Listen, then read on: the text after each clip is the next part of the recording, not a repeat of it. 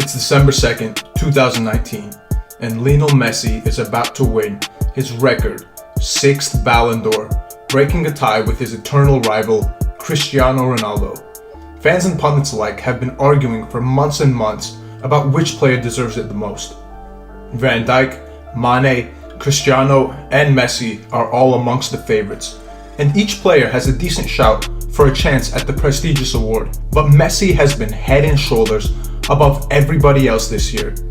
Now, before you start shouting at the laptop and screaming at me and switching the video, let me explain.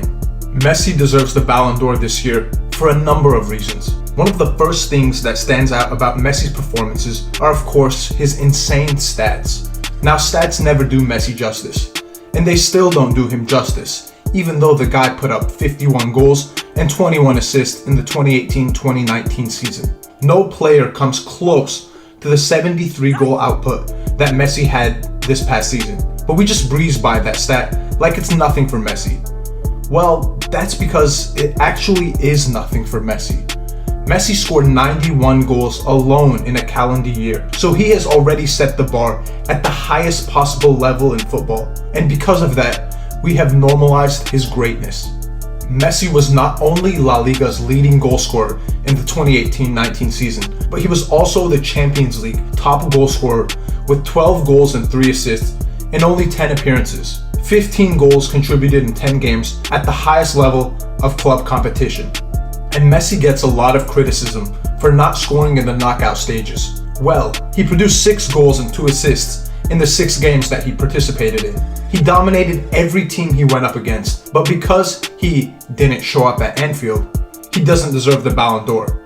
Now, one game doesn't make or break a legendary campaign, but we will get to the Anfield part later on in the video. But like I was saying, Messi was in full force all season long, and Messi put up insane stats throughout the entire year. But statistics can be misleading at times, and especially for Lionel Messi. Statistics are for the people that don't watch the games and want to judge players with a baseline. However, real football fans watch the games.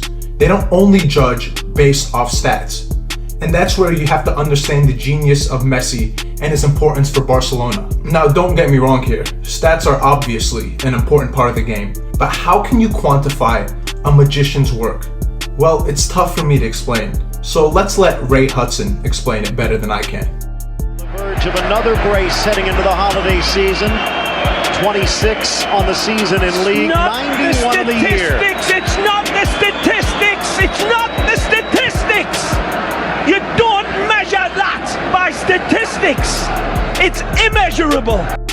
To sum it up, there's more to football than just stats. And if you watch Messi, you see that Messi has been Barcelona's only threat in the Champions League, as Luis Suarez is a shadow of himself and hasn't scored an away goal in 2 years in the competition. Suarez still produces, but not nearly enough to help Messi out. Ousmane Dembele is constantly hurt, and he has not lived up to the price tag that Barcelona paid for him. And Philippe Coutinho is at Bayern Munich for a reason. Barcelona never replaced the massive talent that was Neymar, and yet they still expect Messi to carry the load for La Liga and Champions League.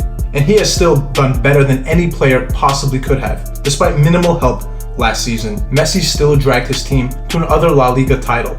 And Messi was the only reason Barcelona were in the semi-finals of the Champions League in the first place. If your best player carries you to a 3-0 lead and your team is 90 minutes away from a Champions League final, 99.9% of managers and fans will take that scenario any day of the week. Messi was called on to produce numerous times, and he produced more than a handful of performances that we will remember. The home games against Lyon, United, and Liverpool were all legendary performances in their own right. We saw insane runs, jaw-dropping passes, and of course the miraculous free kick that he banged in against Alisson in Liverpool.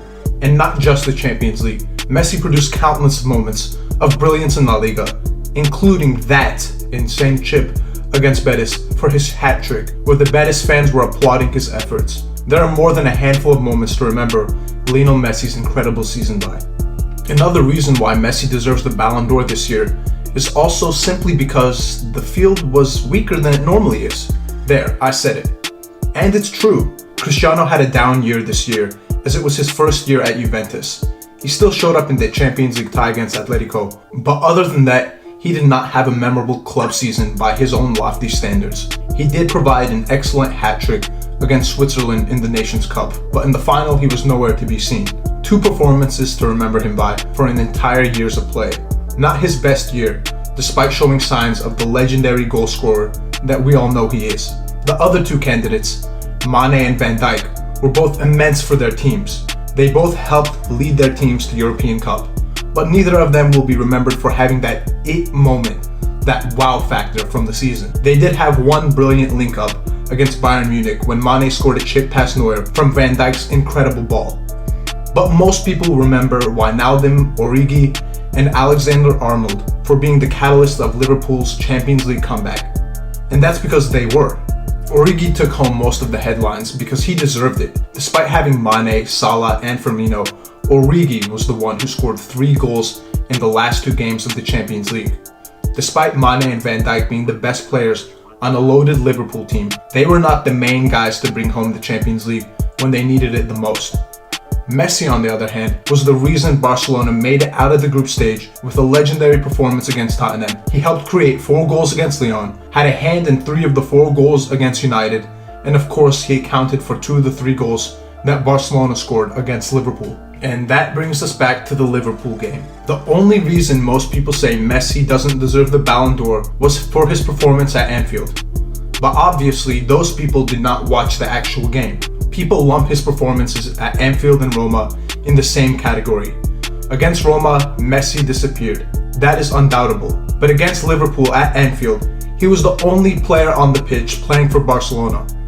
11v1 is a fair way to state it. Messi was the sole creator of all the 8 chances Barcelona created in that game. He had 3 passes, one to Coutinho, Alba, and Suarez that put all 3 of them in, one-on-one against Alisson. And of course, we know that all 3 of them failed to take their brilliant chances that they had. Messi also didn't take his chances that he had that game, but they were tough chances.